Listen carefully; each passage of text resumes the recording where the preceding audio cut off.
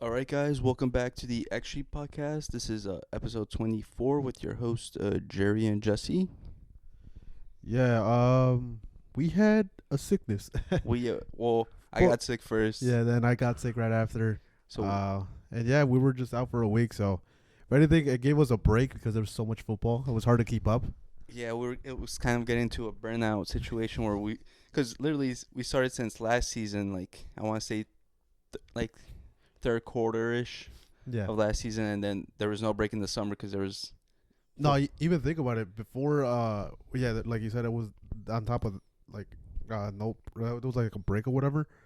But we started off the season pretty quickly because of the amount of games. So I went from Thursday all the way to the rest Tuesday. of the week. No, yeah, because there There's was La Liga games Monday, Tuesday, Wednesday, then Thursday, yeah, and even Friday, Bundesliga and everything, and then back to La Liga and then Premier Serie League. A, and then Premier League, which is shit, but so we gotta watch it because you guys watch it. But It was a lot to keep up with, and yeah, we came down with the sickness and we couldn't record, but if anything, like you said, it gave us more motivation to come back, and it gave us time to organize because we planned out this whole episode because yeah, like we said, it was just yeah, so much to unpack. But yeah, we're gonna start off with the Premier League. Um, Biggest one we wanted to talk about and kind of shit on was Manchester United. Manchester United. It's a shit club with shit coaches with shit players, Pep gave up that FA Cup trophy so they could keep Ten Hag. dude. It's like people say Pep is playing chess while they're playing checkers. Facts. He let them win the FA Cup so they would keep Ten Hag. That's the rumor, but yeah, I doubt Pep wants to give up trophies, but still, it's just a funny thing to think about, just because I think that kept him his job. It was because he was already confirmed to be out. Mm-hmm. They were beginning their search, and then he won the FA Cup, and then all the fans. Because it's funny, because all the influencer fans were like, "Dude, we should keep Ten Hag." Because I know I saw Angry Ginge, and like a couple other ones are like, "Dude, Ten Hag is not the problem. These men clearly don't know football." Yeah, yeah. It was like more of the same. I think we said it too. It was gonna be like more of the same. The squad never didn't really improve. They spent money, but did they improve? No. No, they're just like Chelsea, but they just go under the radar because Chelsea Yeah. just goes crazy. But yeah, they've spent like so much money, which financial fair play. What What's are you up? doing? Nah, they'll sell hotels and they'll count it as income to the club. But yeah. So the biggest story so far, like the thing going around Twitter, is Casemiro. Everyone's kind of like calling him shit and washed. But I think I told you yesterday. I think he's being played as a scapegoat. Granted, he did cause 2 goals. Had a shit match, but the whole team in general was ass. Yeah, everyone said it's Casemiro's fault they lost, but he was one part of the problem. Yeah. The whole team is a problem. Like I think I mentioned yesterday, there's the golden boy, the young player, quote unquote young player, Minu? Marcus Rashford. Oh, mine. Oh fuck, you swayed me. You're right. Yeah, Marcus Rashford, who they keep on saying, oh, he's young, he's developed. The man is 27. Like how is he still considered young? Like he didn't show up. He's the golden boy. He's like one of the top runners at the club. Where's the number 10? He disappeared. Mainu, who you mentioned, was he was at fault for the third goal, and he's been praised because he's English and young Yeah. as like this next great savior, and he also disappeared. He got bodied by fucking, who was it? I think it was McAllister. Yeah, It was just so disgusting. And it's funny too because Gary Neville was commentating on the game. He's like, "Oh, they could give that pass to Bino any day of the week. He's so good at tight spaces." And boom, Boom. gets bodied. He's like, "Oh fuck!" And the goal comes. yeah. But yeah, I just feel bad for Casemiro. Granted, I've always said that he's shit. But like we said, he's not that kind of player that would distribute the ball. He's just the destroyer. Yeah, because at Real Madrid, he knew his job and he was good at it. Like, he Mhm. would destroy the ball and then, or destroy the play and then give the ball to Tony Cruz or Luka Modric, and then they would carry it forward. But over here in Man U, They think he's Busquets. They just think he's Busquets. I mean, well, they pay like he was Busquets. But yeah, it's just like, it's funny. It's the reason we're saying it's because obviously, like we said, Casemiro caused 2 goals. It was 2 of his errors. But where are the goals coming in? Yeah. They're not scoring. Like you said, the young guy Marcus Rashford, he had the ball and transported it from his half to the other half, and had the chance to attack the defender. But no, he decided to come back and pass it back. And then on the right side, Garnacho's not doing shit. Bruno Fernandes looks lost. And then Xerxes, Well, this is my problem with when they signed Xerxes. They expected a true striker again, and Xerxes isn't that. no, he does. He looks uncomfortable playing with the goal to his back. Yeah, when he was with Bologna, that wasn't his role. He was creating and scoring goals because even his scoring output last season, which was a good season, was in the single digits. Yeah, I was gonna say he didn't really score that much. No, he scored. I want to say like 8 or 9. Yeah. But he had like, I want to say close to double-digit assists. So you know who left that dumpster fire? Jadon Sancho. I told you that I thought everything was hashed out. I thought he was gonna have a place in the squad because he did so well in Dortmund. He could be a difference maker and take over that right flank, but no, I think they just either he never settled his differences with Ten Hag and wasn't given playing time. That's the second one, or he just saw like this team doesn't have enough to win anything or even compete. yeah, I think probably all of the above. Yeah, Honestly, to go to Chelsea, it's not even a bigger step up, But yeah, like he just went from one dumpster fire to another. yeah, but yeah, it's so crazy to me, to be honest. Because he could have easily went back to Dortmund, or well, I don't know if Sakin wants him, but like any other club would want him. Yeah, because after what he showed in that second half with Dortmund, and especially those Champions League performances, he could honestly made a move to like almost anywhere in Europe. Yeah. But I guess money talks. Yeah, money talks, dude. He wanted to get paid. But now that we shit on Man U, we wanted to go on to the praise of fucking Liverpool. Liverpool. I think we mentioned it. They did a good job in their coaching department because when they hired Arne Slot, we said he had a similar profile to Klopp, or he played a similar style. Not exactly the same, but similar enough. So there was a good transition for the players, and it's really showing. Yeah, it was a straight up plug and play. Like did he miss a step or anything? You could see like some coaches having to transition to their play style it takes a couple of matches, or is in a Ten Hag, years. Oh yeah, Ten Hag years. But then you see this guy, and it's just like Klopp never left. Yeah. And one pundit mentioned it. I wish I got his name, but he said that Klopp plays very fast rock and roll style. Arne Slot plays fast, but it's controlled. Yeah. And you see it a lot. Yeah, it's a good. It shows that the squad, because people were saying that they didn't sign that many players in the summer transfer window, but the squad was good enough already. Yeah. They just needed that extra kick of motivation probably to be able to hit a higher gear. Because even last year when it was like his last dance or whatever, the team showed that there was this function, and maybe there were some relationships that waned or things like that, but. Maybe it's just a honeymoon period, but they're really starting to, hit a higher gear. Yeah, I think the biggest challenge they had was the Man U game. They're playing away, so it's never easy playing away.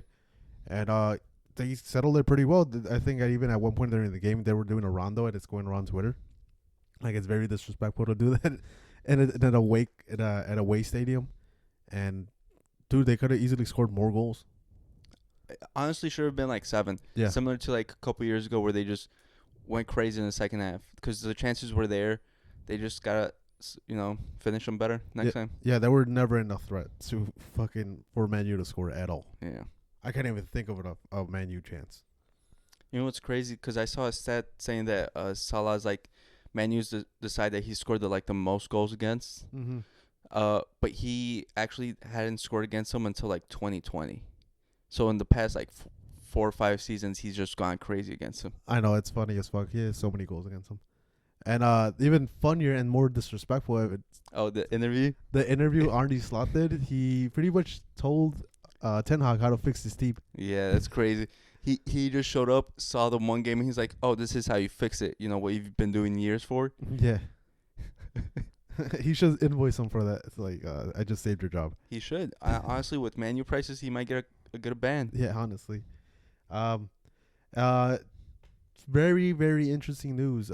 Chiesa signed for Liverpool at a pretty reasonable deal, 13 million. Yeah, really cheap considering like the price tags going around for certain players. Yeah. But those are taxes, English tax and things like that. But Chiesa coming off bad season, injuries, and then Juventus is just trying to offload players. But I think it's a good deal, especially because it came out that Osala announced that this is his last season before he leaves. So might be a negotiation tactic to get another deal, or he might just be getting ready to go to Saudi and collect his final paycheck. Yeah, but in general, it's good for Chiesa to come into Liverpool because he doesn't have to be the main source of attack. He doesn't have to develop everything and be the star. So it gives him time to recover from that ACL injury and probably find himself in football. And I think what better way to come into a team than like an Arne Slot team. And we're looking at it right now, and he looks like a fantastic coach and like just a great footballing mind. Yeah, and especially he's coming off the bench probably and not having the pressure of being an instant hit, and especially now with a high price tag. So he could just build up, get rid of them, learn from Salah and all the other forwards, and build up for next season where he's probably gonna be needed. Yeah, because there isn't really a lot of players that are like challenging for that right winger spot, other than Salah. But of course he's a starter. But yeah, he could easily battle it, like you said. Salah mentioned that it's his last season, but I do have news on that they're already trying to negotiate an extension. But we'll see how it works out. Things ever pretty because if it is a negotiation tactic, genius. But if not, well, at least he's telling you guys now, and then you guys can prepare for that and probably even try to transition Chiesa more towards the end of the season. Yeah. If they're not challenging for the cup or anything. Yeah. It's at least for Liverpool, they know where they're staying, so that's always good. It's better be ready to be prepared for any situation than have it all just come out of all of a sudden and then have to react to everything. Big facts. There's a lot of things about the London clubs. Arsenal, very, very controversial call this weekend. But before we get into that, they got Sterling. Yeah, they got Sterling, which the man's just being passed around at this point. Yeah, he's been to every fucking English club at this point. Yeah. Liverpool, Man City, Chelsea, Arsenal. I wonder where he goes next. Probably Spurs. But yeah, I mean, I mentioned I think it's a good signing for Arsenal in the way that they finally have a sub or replacement for Saka in the right wing, so the man can finally rest and stop coming up with those injuries.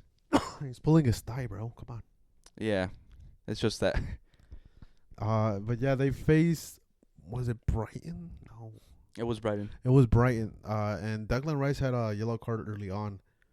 And then there was a very controversial call where Brighton got a foul.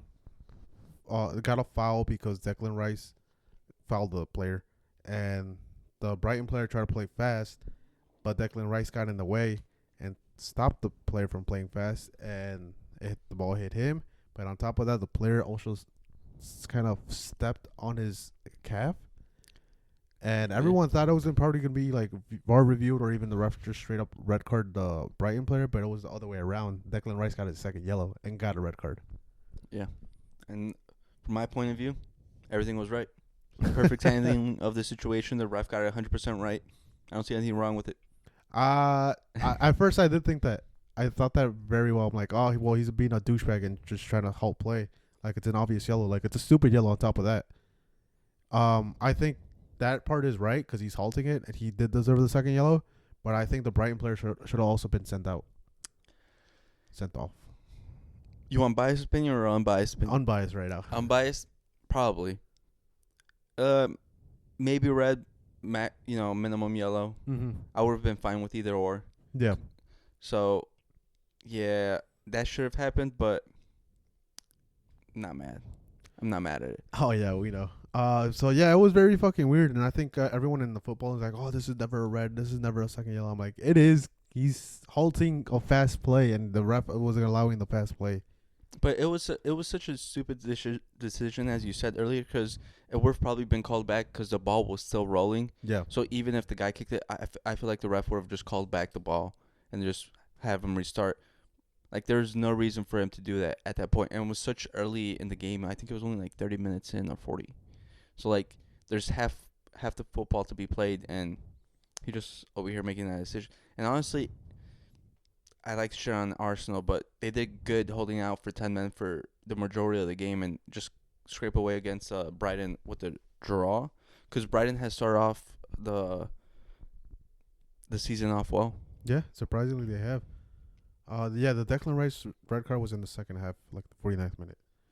But yeah, it was just so stupid. Like, bro, like you're trying to do shithouse, trying to be Ben White, and it just backfired, and you fucking ended up having your team suffer at home too. That was, well, it's pretty much guaranteed points because they played well last year in their home stadium. So to do that and drop 2 points, it's like, oh fuck. And especially it hurts him because I think he's gonna be out for the next fixture, right? Yeah, I think it's a 1 match ban. Which is not good for Arsenal because that man is the entire midfield. Yeah. And after looking at Party, he just looks like his legs are gone. Yeah, he doesn't look himself. He doesn't look like he can run anymore. It can be very hard for Arsenal if they come up with like a midfield that can actually run, because they're gonna run ragged. Because I don't think there's anyone in that midfield who can, cover ground like Declan Rice. Because Odegaard has his hands full creating for the front, and then Party can't run. We know Jorginho can't do that. Then Mikel Merino was injured. Yeah, so I wonder who's gonna do that. Yeah, their fucking backup is in the fucking stands, just shooting. Yeah, and then for some reason Mikel Arteta decided to get rid of Vieira, send him back to Porto. I'm like, yeah, that one time he needed him, it's like, ah, shit. Yeah, so it's probably gonna be Jorginho. We'll see how he does off the bench. But who is their next fixture? If it's hopefully. oh, I think it's a London derby actually, North London. Oh, I think so. Yeah, it is Sunday, September 15th. So if anything, Arteta has 2 weeks to plan because of the international break going on right now. But he's gonna have to plan. But then again, they're facing Spurs, which is a great transition, and they're not having the best of times and making us look bad. Yeah, man, it's like how I don't know if you mentioned on the pod, but outside of it, you mentioned that whoever you bet on they decide to play shit. Yeah. I think they heard us and they said, "Oh, they have expectations of us to finish second." Nah. Oh wait, they believe in us finally to win a trophy or something, compete. Nah. Yeah, their striker gets injured. Their backup striker gets injured, and then they don't finish any chances. No, Son has to play the Messi role, create and score. Yeah, they let that man down. I feel so bad for him. He's been doing work for them for so many years, and they just never repay him. Never. So, yeah, they had such a bad start to the season. They lost to, I think, Newcastle. They lost to Newcastle 2-1. And then before that, I think they drew. No, they beat Everton 4-0, but they drew against Leicester City. Yeah. And, of course, it was Jamie Vardy's. Yeah, classic. Shithousery. No Vardy, no party. Exactly. So, yeah, they're going through a bunch of shit right now. I think you mentioned that the midfield is not in sync. Yeah, the midfield doesn't look... I don't know. Maddison is not playing a big role that he should. Maddison, he's not... Ever since his injury from last year, because that first half he was magic. Yeah. He was magic, and ever since coming back, he just hasn't looked the same. He's not creating the same amount of chances. He's not scoring goals. He looks... I don't know what it is, because he's had time to fix it. So he looks out of it. Bentancur doesn't look the same since that ACL injury. He just looks a shell of himself. Mm-hmm. And then Bissouma, he's hit or miss. Yeah, he's inconsistent when it comes to his matches. Yeah. But yeah, I think if Spurs had Maddison from last season in the beginning of the season, Son wouldn't have an issue just finishing the chances. But now since he has to come back, oh fuck, this guy's not creating. I gotta try to spark something up from the back. Nothing. Same thing with Kulusevski. He hasn't been playing like he did last season. Yeah, last season he looked well. Especially, I don't know if it's just because I know last season he was playing sort of a 10 role because Madison was out and he was transitioning towards the middle and he was looking good, creating chances there. But now back on the wing, he just I don't know what he's doing. Yeah. Same thing with I really don't like Brandon Johnson. Like I know what he is. He's off the bench, pace fast. Yeah. He looks solid sometimes, but I feel like he doesn't provide much. And then I know the kid they signed, the Odegaards. Yeah. He looks good, but he looks like he just needs seasoning. Like he's young. Yeah, he needs time. Time like Marcus Rashford. Oh yeah, He's man. A couple seasons. Yeah, that man. He's just a season or two away, Jerry. But yeah, it's like, oh fuck, dude. When we bet on you, when we think you're actually gonna do good this season, because we like their coach, they're still attacking. Keep that in mind. but they're just not fucking finishing the damn chances. Yeah, and then Gervil. Oh, that man looks good. Which one, the Swedish? The Croatian. Though he was linked to Barca. Yeah, it was the Swedish guy. Is he Swedish? I thought he was Croatian. No, he was Swedish. You sure? Yes, sir. But he is coming off the bench, right? Yeah, well, he's so young, and I think they expect him more. Yeah, Bergvall. He's 18. He's Sweden. Yeah.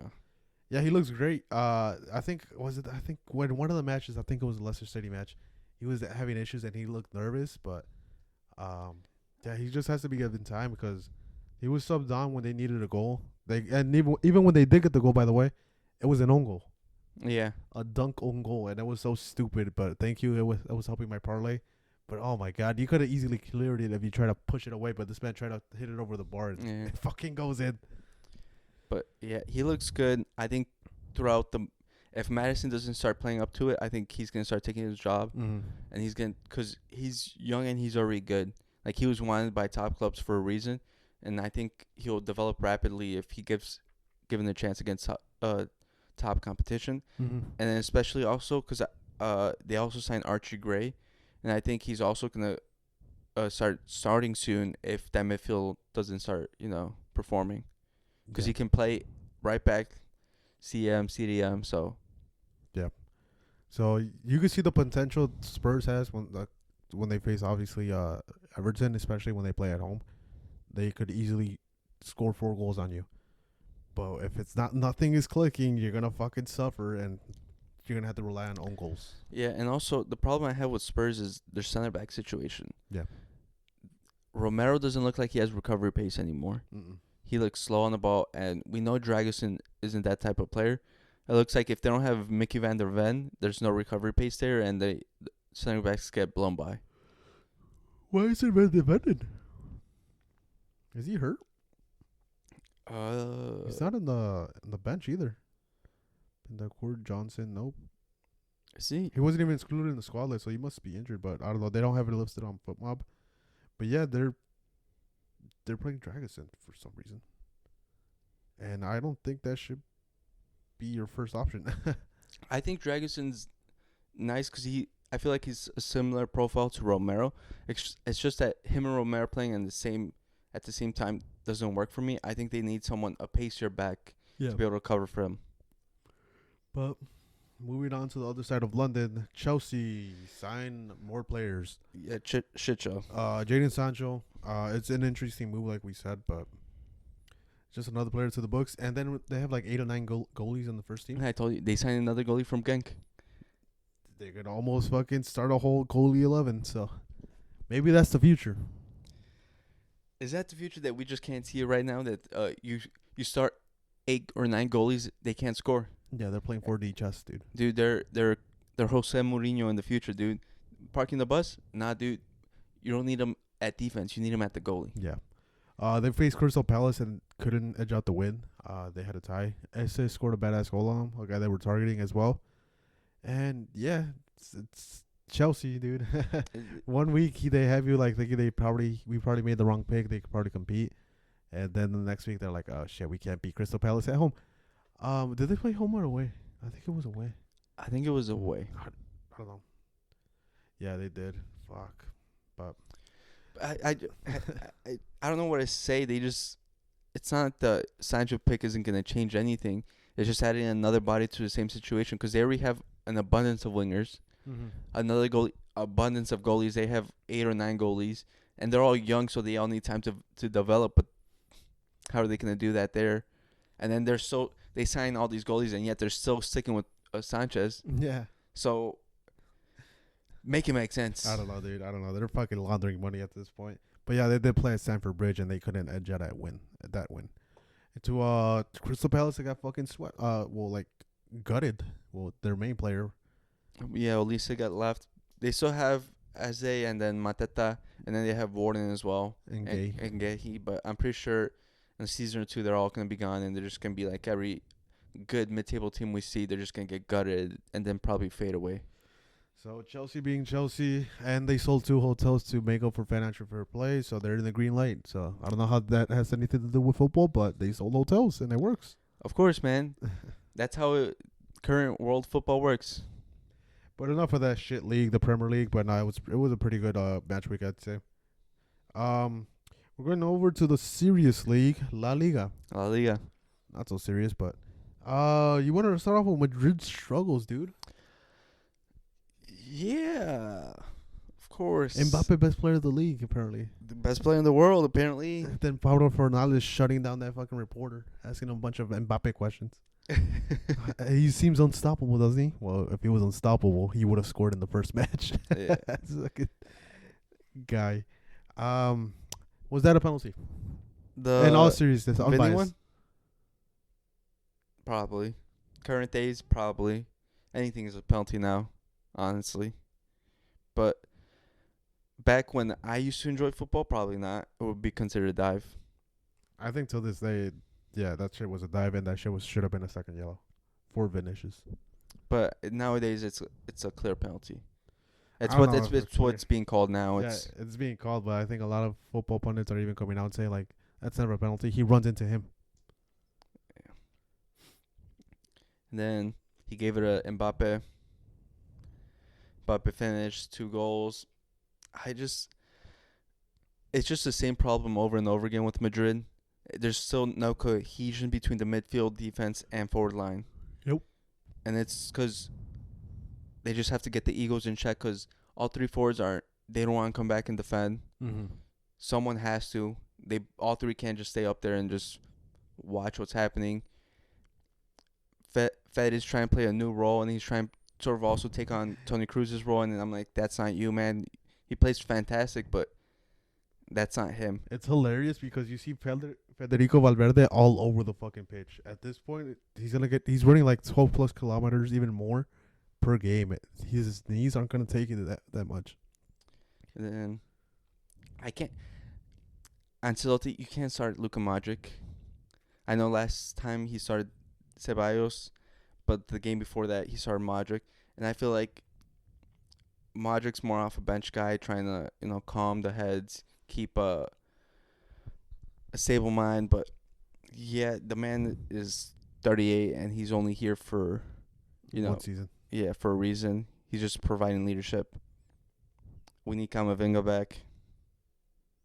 We need Jude back, because he would at least run. Yeah. Ancelotti needs to fix the system, and we need a center back. Florentino Perez, please sign a center back. I don't know why. Yeah, dude, it's a lot of issues, and you know what this Madrid reminds me of? Barca from last season. They won the game, but it doesn't even feel like a fucking win.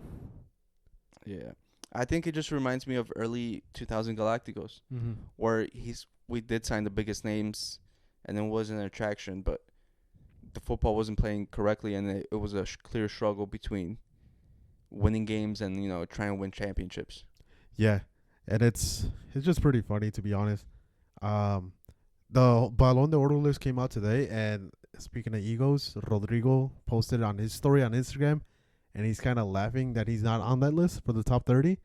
So if anything, it adds another ego that he's gonna try to prove himself that he can be in that list. Well, it's already been reported, or reports are coming out of him being linked to Man City. Mm-hmm. And everyone's already saying it's like a clear distinction that it's probably what's going to happen pretty soon. Yeah, it's expected. Yeah, next season everyone expects him to be gone. And it's kind of showing because he's struggled showing anything, and Guler has looked probably the best one off the bench with him and Brahim. And then even Endrick's starting to play better than him because he looks like he's effective. Yeah. So far when Endrick does come off the bench, he knows the runs to make and how to find the ball, and he doesn't think twice. He shoots. Yeah. And that's how he scored the first goal, which I thought it was so stupid that I think the goalie could have done more. But in general, it's like he shot first post and it went in. Well, even with this recent game, when he got the 10 minutes, the first ball he touched, he shot and he almost scored. Well, that's a good thing that he's shown so far, because it showed like the first couple of games, like Mbappe and Vinny, they're just like trying to fucking walk into the goal, like shoot. Like if you don't shoot, nothing happens. But then again, it was with Mbappe shooting way too much, because there were some crazy ass angles he was taking last game, just shooting and shooting. Yeah, but there's also like the pressure of having to score the goal. Yeah.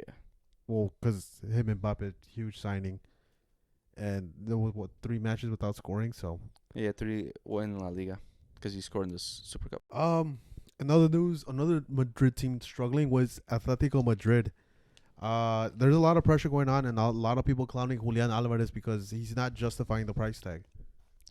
Well, I think they also heard us similar to Spurs, and they said, "Fuck us." Oh, you guys think we're gonna do great? Sorry, Which you know bro. what? Not mad about. Yeah. It doesn't help that Julian Alvarez is getting played instantly. Yeah, because he had no preseason with them. There's like no transition to learn the system, learn Yeah. Atletico, and it's kind of weird because I feel because there was heightened expectations on them, everyone's expecting them to hit the ground running. Because I think you mentioned that they were booing Sorloth, Mm-hmm. and it's kind of crazy that already he's getting booed. Yeah, he's getting booed, and he has more goals than Julian Alvarez. But yeah, I noticed it during one of the home games. He was getting booed because he missed so many chances, and like, granted, he did have a lot of clear chances and was missing them, and even took away a chance from Julian Alvarez or two, and missed it. So the home fans are getting pissed that he's not scoring, even though the options are right there, Mm-hmm.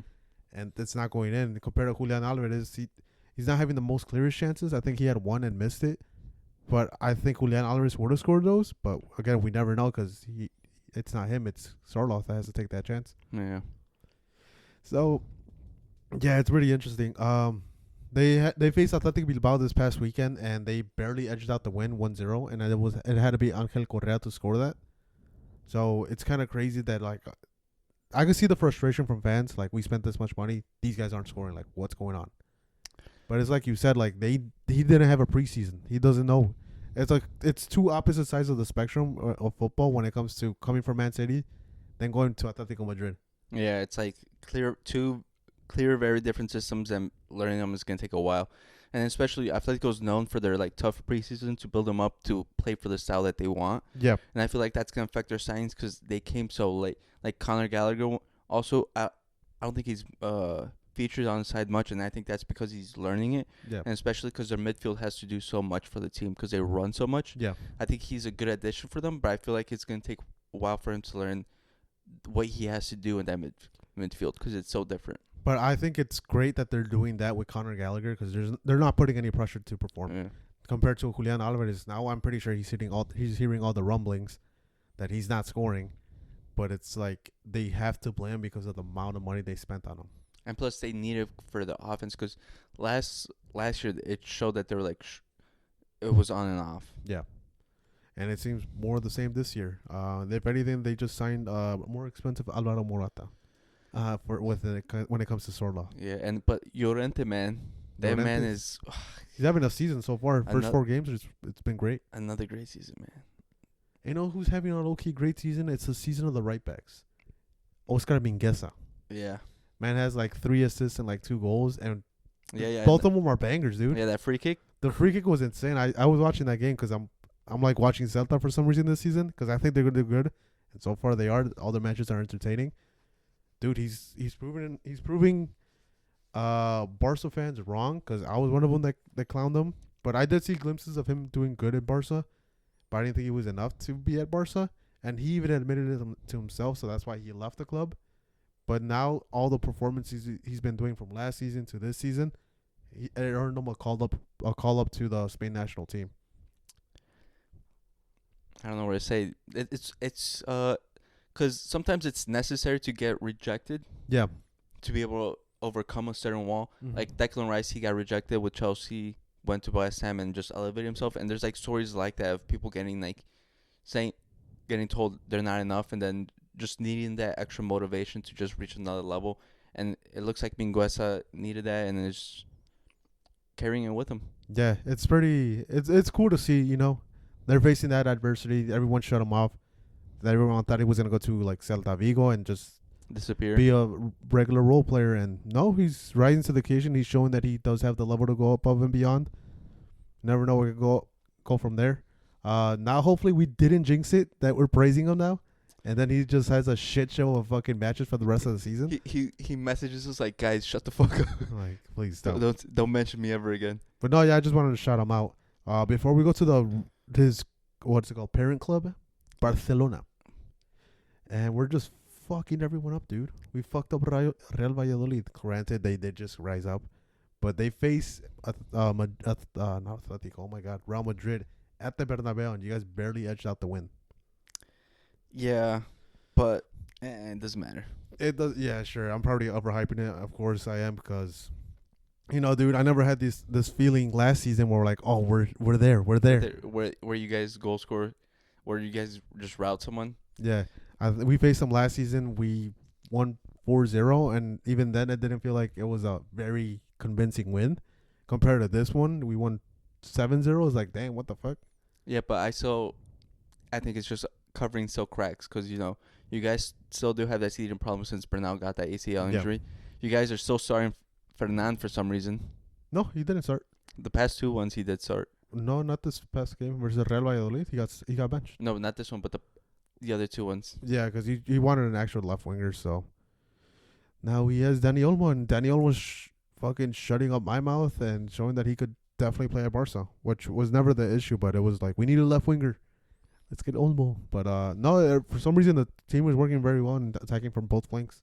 Yeah, but I feel like it's good that they're scoring goals, but I think you guys are still gonna struggle with the top sides, cause you're once they get hit through the middle and then they have to have Ter Stegen actually save something. That's where the trouble comes. But that's the thing, dude. They could score 3, but we'll score 4. And it's back to that Luis Enrique quote. But yeah, I don't know, dude. It's just euphoric right now. The feeling I have. The team is in very well physical shape. They're running all over the pitch when these guys are already tired, which I'm glad they had a great preseason, and Flick obviously did something well when it comes to that training because we needed it. I think he completely overhauled the entire training staff in it. Now you guys have German coaches. Yeah, they have to weightlift, which was a very rare thing, and it's like a lot of band work. So it's pretty cool to see because I watched their preseason videos or even their training videos still. And it's something they never had last season compared to this season. So they're actual athletes now. But I will say that the feeling you feel now is what Chelsea fans were feeling last week when they beat Wolves 6-2. All right, dude. No. I mean, a Chelsea fan made a crazy bet with me. Oh, yeah. SP. Oh, my God. You just got a free shirt, dude. Hey, man. Well, who knows? Because Man U shit, Tottenham shit, so.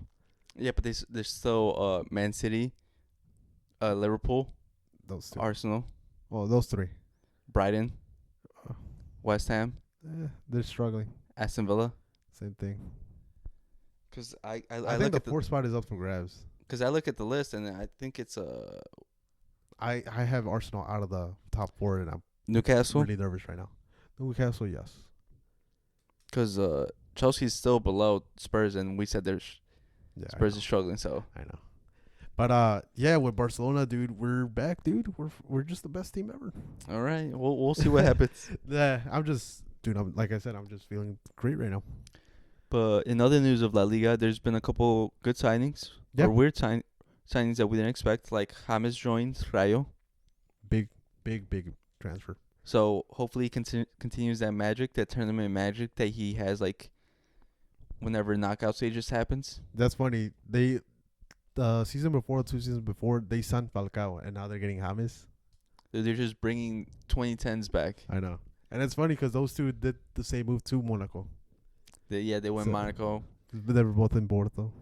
Yeah. Wait, was he in Porto? Yeah, James was in Porto, right? I'm not tweaking. James was in Porto. He went Porto to Monaco, then Madrid, then Everton, and then I can't think of where else. Everywhere. Brazil. But yeah, it's very interesting. And then the other news, Haller to Leganés. Which is weird. It's very weird. I never expected Leganés to have that kind of pull. Yeah, and I think that's also because they're now doing well because they just came up, but now they're like top mid-table, I want to say. Mm-hmm.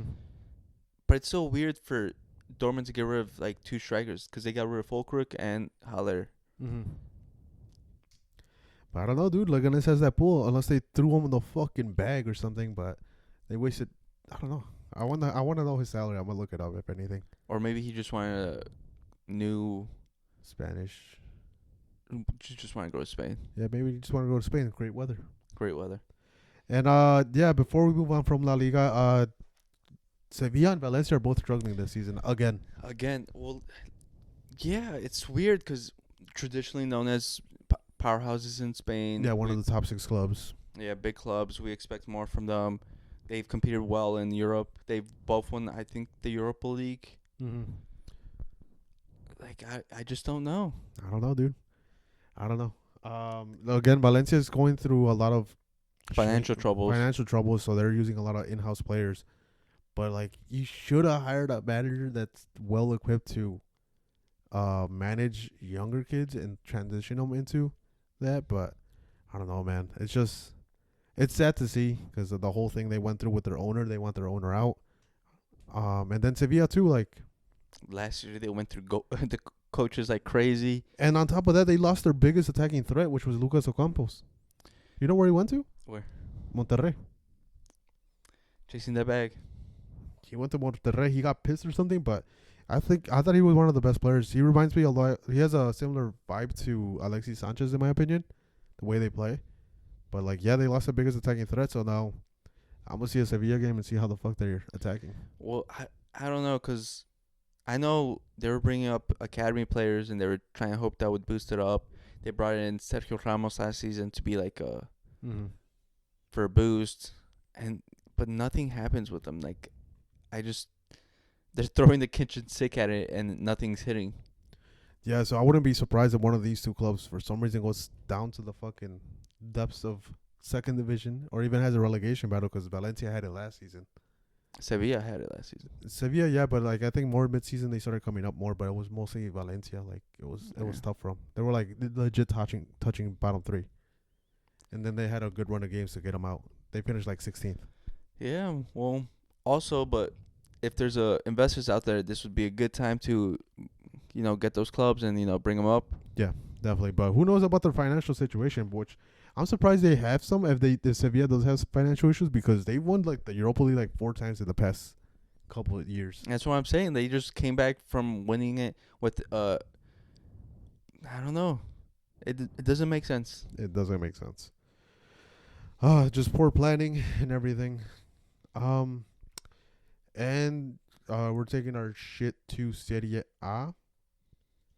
You want to start off with the biggest one, the Oshimen?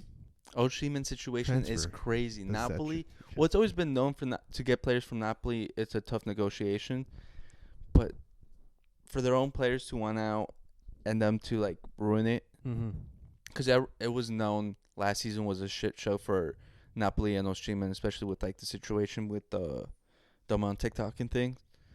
But so everyone expected Oshimen to leave in the summer. He had a deal. Napoli had agreed a deal for like 67 million with a Saudi club, and then Oshimen was negotiating, but then Napoli got greedy, tried changing the deal to get up to price, so Saudi said nah, fuck that. Yep. Then Chelsea came in last minute, and they tried buying Oshimen. So while they were negotiating with Napoli, they also started negotiating with Oshimen, and they offered him 4.3 million for a salary. Yeah, and it's crazy because that's like low considering how much they're paying the rest of the squad. Oshimen know this, and then he was also getting offered like 40 mil from Saudi, so he's like, I am not taking this deal. Yeah. And so finally he had to restructure his deal with Napoli. He had to fire his agent beforehand because he was so mad about the deals. Yeah. So he does that, restructures with Napoli, so I think until 2027. And then he signs with the Galatasaray on loan. And yeah, the Galatasaray ended up covering most of the salary, and also with the restructuring of the deal, his release clause went from 150 to around 75 million euros. So, if anyone wants Oshimen, he's for a bargain next season. But we gotta see if he maintains his level, and see if like for some reason the Turkish league hinders his performances, or like just in general, his stock. But oh my god, I'm so mad. Barca could have had him, dude, for free. Anyone could have had him for free. Yeah, anyone. Chelsea. Oh my god, I that was my main transfer target for Chelsea, But they sign all these fucking goalkeepers, and they're like, "Oh well, we'll offer you a $4 million salary." You don't need a striker if you've got a goalie. I know, dude, but yeah, it was. Yeah, but instead of getting Oshimen, they re-signed Nico Jackson for 2033 for another. There's so many clubs right now kicking themselves for about this Oshimen situation. They're like, "Oh, they should have offered him to us, this and that." Like even Atletico Madrid, I think that if they would have offered 60 million, they probably would have got Oshimen.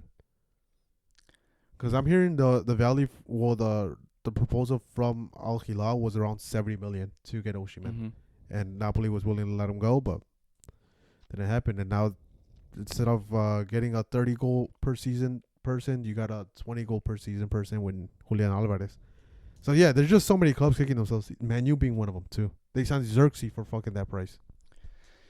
Yeah, but he was a Ten Hag player, similar style. Yeah, they should probably stop buying that. He came from, I think he's from the Netherlands. Yeah. So They should stop fucking. he was his player. Yeah. But nah. But I saw a crazy stat that said 5 of the last top Serie A scorers are now playing in Turkey. Really? Yeah. Mertens. Who else? Oshimen. And then I can't remember I just quickly saw it and then I forgot to save it. Yeah, and Napoli, to solve the striker issue that they just have, They got Lukaku. They got Lukaku. That man is getting passed around in Serie A. Wait, what? He's been with Napoli, Inter, Roma, and then I want to say Juventus, but I think he was linked to Juventus. I feel like there was another club. I don't know, dude. It was just so much, dude. I saw his overall transfers because he's been transferred so much through everywhere of Europe. I forgot what it was. I think it was close to $1 billion. But No. Lukaku, yeah. No, because like 500 million, I think. Because it was like I want to say 20 million from Genk to Chelsea, then Chelsea sold him to Everton for I want to say like 40 probably, and then 70 million to Man U, and then another 60 million to Inter, and then it was like 90 million to Chelsea. And I don't know how much he got for loans. But yeah.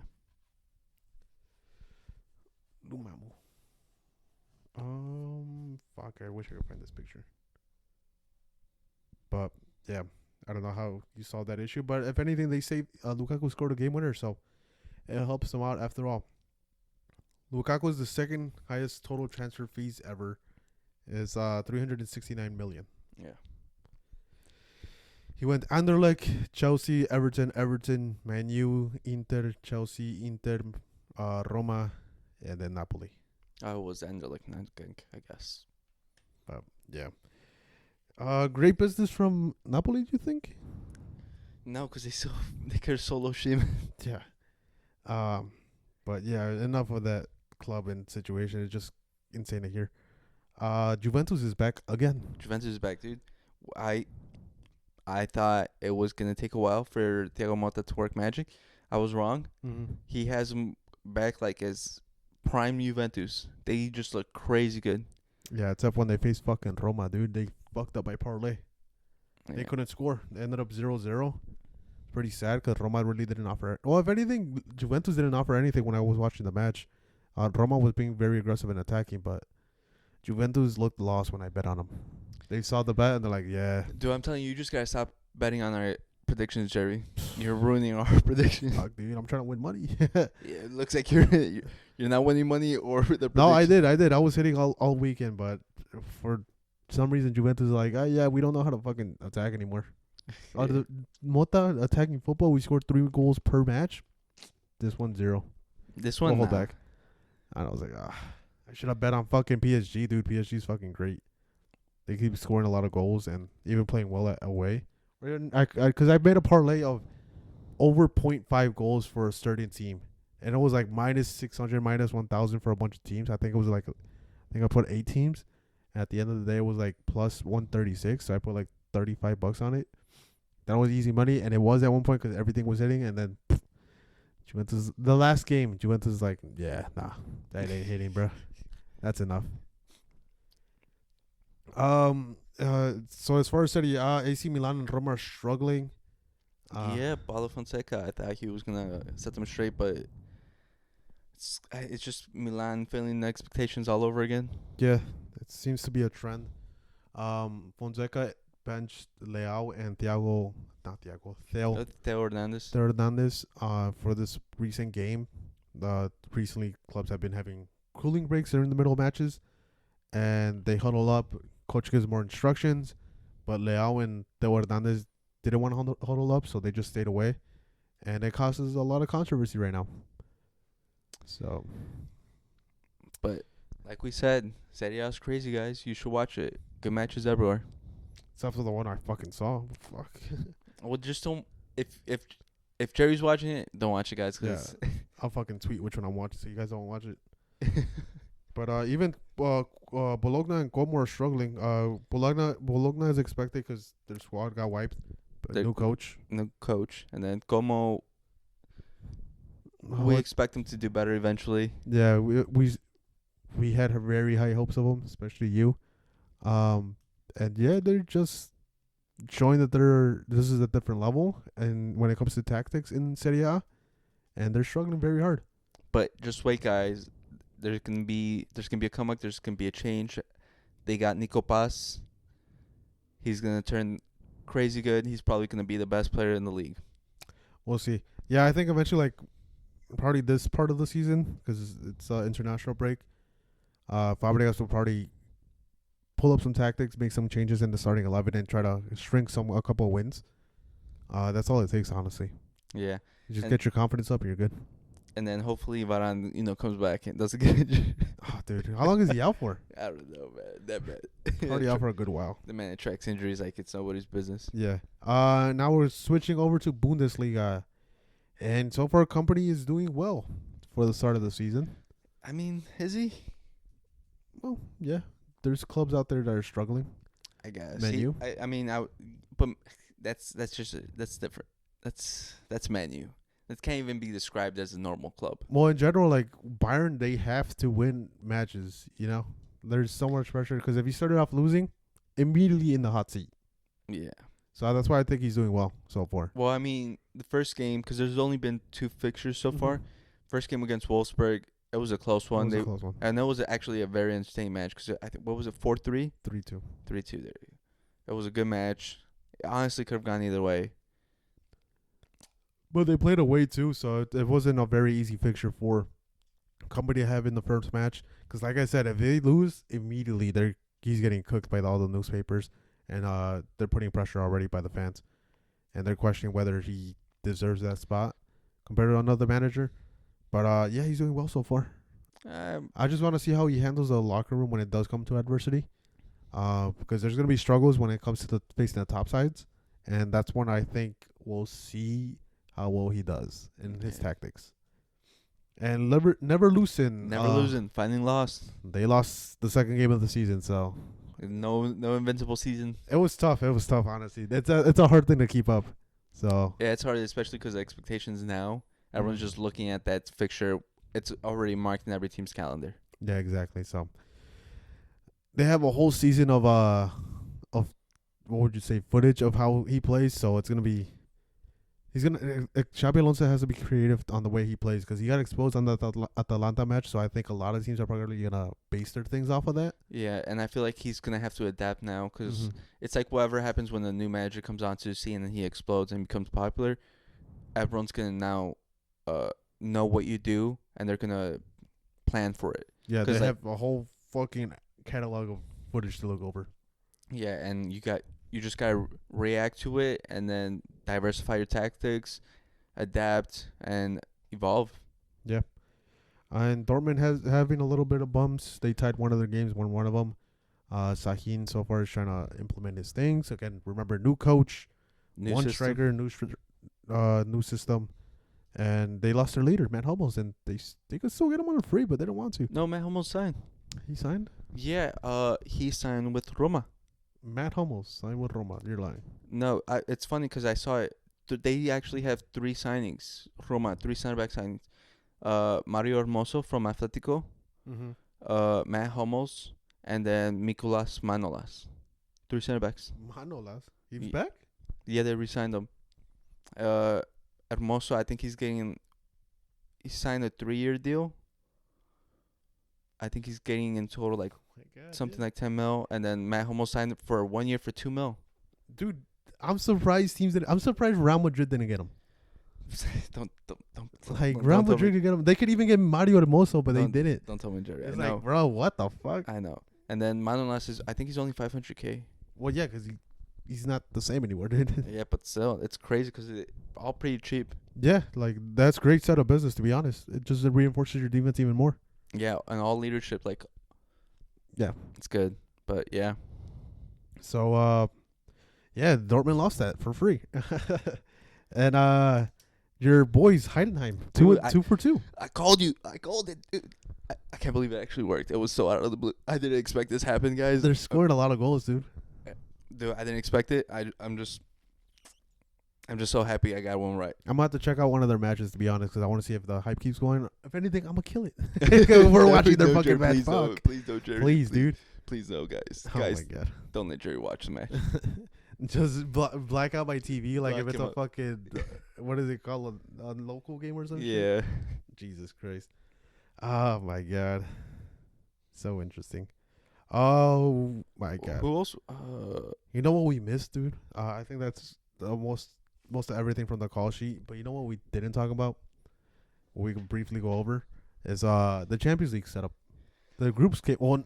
Fuck, the groups didn't come out. It's the What would you call it? The league fixtures. It's the league the the fixtures. It's literally like groups. I don't even want to say a group. It's not a fucking It's group. not groups, but they're like grouped in a situation where they have matches. Yeah, I don't know. It's like their section. Jesus. It's literally like their section or whatever. Did you see the? Oh my God, Liverpool's fucking schedule is fucking horrible. But there's like more matches. It's supposed to be better, but they literally just copied the format that we were gonna do beforehand. Here, I'm trying to look when the Champions League starts. So here. Let me tell you Liverpool's fixtures when it comes to. Oh, where is it? Okay. No, this is not a run. Okay, here it is. So on Tuesday, September 17th, they play the first Champions League match against Milan away. Then they play Bournemouth at home.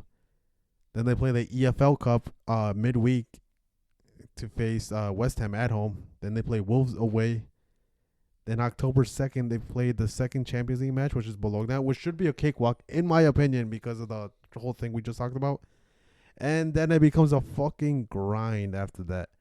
They play Crystal Palace away, Chelsea at home, Leipzig away, Arsenal away, Liverpool face Brighton at home. Then they play Leverkusen, Aston Villa, Southampton, Real Madrid, Man City, Newcastle. Everton is a little bit of a breath of fresh air. But then they play Girona. They're fucked with their schedule, to be honest, looking at it right now. So they're not happy about the new Champions League format. Hey, listen, we were praising Arne Slot. He's gonna have to show it. Oh my God, I'm praying for him because Jesus Christ, dude. Jerry, Oh my God, Jerry, you're a coach. You have to plan for that. How do you plan for that, dude? What are you doing? How do you? That's my issue with the new Champions League format. How do you plan for it? You don't. You don't. You don't. You just react to it, honestly, because it's 2 more matches. Yeah, so it's 7 different teams that you have to plan for. Yeah. Compared to if it was a Champions League group match, it's 3 different teams. Yeah, and then even then, it's only gonna be like for a certain amount, and then you go into selection matches, so you could still qualify, I believe, for the knockout matches. Yeah, so it's like the top 8 from the standings go automatically to the round of 16s. Then the 9th through 24th, they do a elimination game, and it's set up 2 legs, and then they go into whoever wins from those goes into the round of 16s for the last remaining 8 spots. So it's either you win or you play 2 more matches. Yeah, it's crazy because it's already a busy schedule, and now you want to add 2 more matches. Yeah, we're gonna see if this guy's a fucking coach or not, but I don't know. I think it puts more. Not even him. I think it's more stress on the players. Not even on the players, on multiple other coaches. This could be fucking breaking. This could break a lot of coaches. There could be a lot of sackings in November or December. Hey, listen, Jerry. On the bright side, if Man U get fired, they offer you the job, you taking it? But yeah, Jerry, you could get a job now with all the man drops. I'm not. I don't know, man. For the pay, fuck yeah, I'll take it. But would I actually do it? Would I actually do well? No. Jerry, I take the money and just do what they're doing. Vibes. Do Chat GPT. Vibes. Let Chat GPT pick my squad. We're doing vibes, bro. So We're doing FIFA tactics. According to the analysts, the easiest Champions League fixtures, having given us possible Group 1. So the easiest is Dortmund and Leipzig. Have been given to the pot 1. Borussia Dortmund and Leipzig, as well as the lowest ranked sides in the competition, and Young Boys, Slovan Bratislava. So Bayern have been given the second easiest group draw, with their opponents including Shakhtar Donetsk, Dinamo Zagreb, Slovan Bratislava, Dortmund, and Barcelona. Oh, and Dortmund and Barcelona have also been given a favorable draw, according to their rankings, the analysts. Barcelona. Barcelona? Dude, I'm honestly, Barcelona got blessed when it comes to that. So yeah, the easiest has been average rating is Celtic. They got blessed with their pot. They played Dortmund, Leipzig, Atalanta, Dinamo Zagreb. So this is the rating. So it's on average, their opponent rating is 87.7. Then it's Bayern with 88. Then Dortmund with 88.4. Then Barcelona with 88.6. Who has the toughest? It's your boys, dude. Unfortunately, I know. I saw it, and I'm like, oh wow. yeah, it's kind of crazy. They face Dortmund, Liverpool, Atalanta. What is that? Milan, and Salzburg, and Lille. Jesus Christ! I think even PSG had a horrible one. Where's PSG? PSG. Are they not in here? I think you gotta look at the other one. Oh, here it is. Yeah. Oh. Yeah, never mind. PSG has the hardest. Real Madrid's in the middle of the pack. So PSG definitely has the hardest with 92.4 average opponent rating. They face FC Bayern, Cakewalk. Man City, Cakewalk. Arsenal. Cakewalk. Well, Man City, yeah. Arsenal, Cakewalk. Atletico Madrid, Cakewalk. Salzburg, PSV, Girona, and STU. I don't know what that is. Honestly, I think PSG's fine. Yeah, like we said, they've been playing great, but it just sucks. All those fixtures, top clubs. Well, I mean, they get a break during the season, so Yeah, they get a break during the season, and plus, French league is not all that competitive. exactly that's why I was talking about break. It's freaking stupid. But yeah, it'll be fun. I think it's one of the matches I'm definitely gonna watch, or like their games, just because I like how they play. Yeah. Now that Mbappe's gone, Dude, Barcola's going off. he is, dude. He's scoring so many goals. I told you. Next big thing, dude. Let's see Arsenal's. What is it? Inter, PSG, Atalanta, Shakhtar, Dinamo Zagreb, Sporting, and Girona. I would give anything for them to get knocked out. Me too. It's gonna be interesting how this format plays out. Am I a fan of it? No, not at all. Well, they just robbed us of more money, Jerry. They did. If anything, they give us more soccer, but now I feel fucking burnt out by the amount of fucking soccer I'm watching. Yeah, and they're not helping our clubs at all. Not at all. I think you get more money now. No, but we would have gotten more money if they just went with the Super League. Yeah. Except they just gave all the money to the Premier League. Of course they did. Any closing comments, thoughts, anything you wanted to talk about? The Bears. Shout out to my Bears. NFL season starting to. Caleb Williams, you're my guy. I believe in you. You're my savior. I expect a lot of things from you. Please live up. And, guys, I need you guys to pray for me in fantasy football. My team's hit or miss. Literally, I'm betting on potential here. Please pray for me. Oh my God! He drafted Kyle Pitts for the 4th fucking season in a row. 5th season. 5th. Listen, man, I'm loyal. I'm loyal to the bone. I've drafted him since his rookie year, and I have drafted him ever since. He's my guy, and he will live up to expectations this year, I believe. We'll see about that. But other than that, thank you guys for watching. Make sure to follow us on TikTok. Hit like and subscribe. Please. Please. But no, why do you guys keep watching the fucking Winner Takes Everything or like the gold one? The Olympic video with Fermin Lopez. Yeah, dude. We've got other videos. Yeah. Yeah, let us know what you guys like, what your thoughts are on the Champions League, everything going on in the football. Is there too many matches? Because Jesus Christ, it's hard to keep up with. Yeah, let us know because we're waiting for those comments. And also, shout out Irving. Yeah, shout out Irving. But also, sponsors. I will sell my soul here. I will literally, you name it, I'll do it. Chill before Blue Chew hits us up. Hey, Jerry, we're about to make a commercial for Blue Chew if they do. All right, guys, peace. Peace.